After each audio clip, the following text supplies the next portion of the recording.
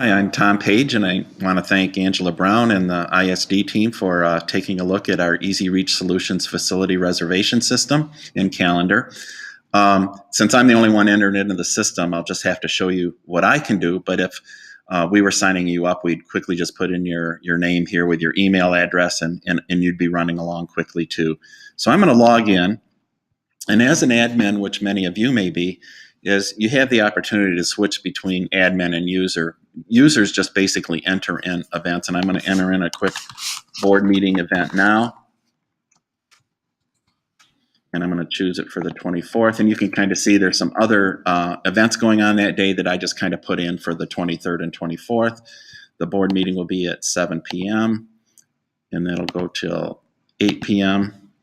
And I'm just going to, in the interest of time, just say we don't need to set up ahead of time. I'm going to choose an ISD facility at the ESB, the boardroom. And you can also, if this were a special board meeting at the Holland Aquatic Center conference room or Luted Library in Grand Haven, you could also have non-district facilities as well. This is a public event, as it's a board event. And this is just primarily for people to clarify their calendars, what those events are. This is a free event. If special parking or special door use were required, you could enter that here. Sometimes special speakers have their own links that are nice to put. Here's where you can put how many people typically attend, who's responsible for this meeting. And if you notice, you have to have the green checks all the way down. Otherwise, the event doesn't even get submitted, which is nice because if you're trying to consider it, at least you have all the information in front of you. Once again, no setup, just to kind of save time. But you can kind of see from custodial to room system to IT to special heating, air conditioning. If there's special things with security, you can put that here too. And then at least there's the check off that you have the generic rules that people will apply. And you can add a link here that if you have a page for facility setup or some guidelines that you want to share. So I'm going to submit the request, which sends it over to the admin side.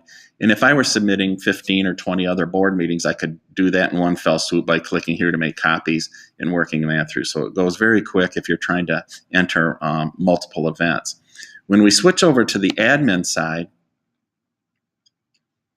you can kind of see here are some events that we have here that have already been submitted for your consideration, because what we're going to do is see whether we want to put these on our calendar or not. On the calendar, you can see the private small group meetings that aren't necessarily for the public. The green are the public meetings that anybody can come to. And here are some events that we want to consider in black. And those are back over on the home side of the admin where we're going to consider these events. So the board meeting event, we can kind of see what it's all about, where it's going to be, how many people, it's free.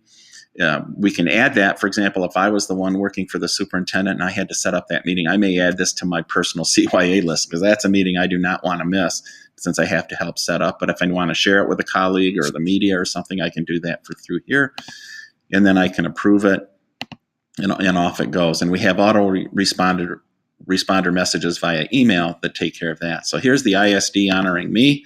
I like that. I submitted it for approval. I think it'd be a good thing to do because a lot of people would probably want to honor me. But let's say that gets denied for who knows why.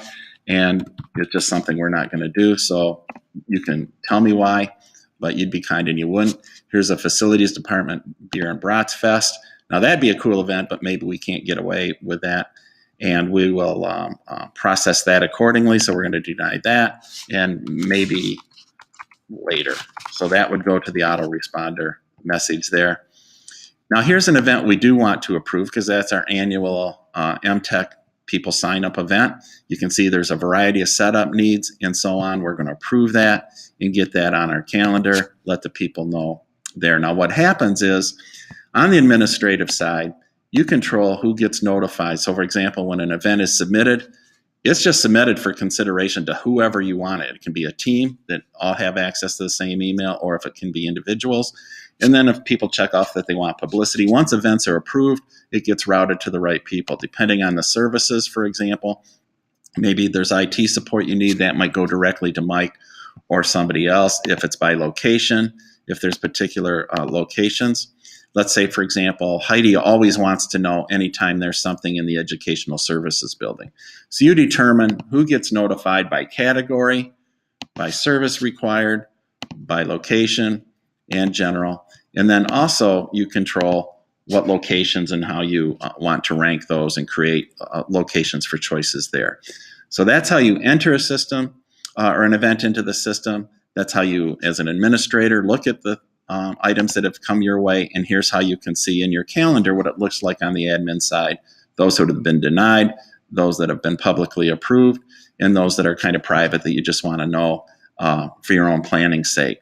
So there you have the Easy Reach system, and I'd be glad to come in and give you a more full explanation of how this works.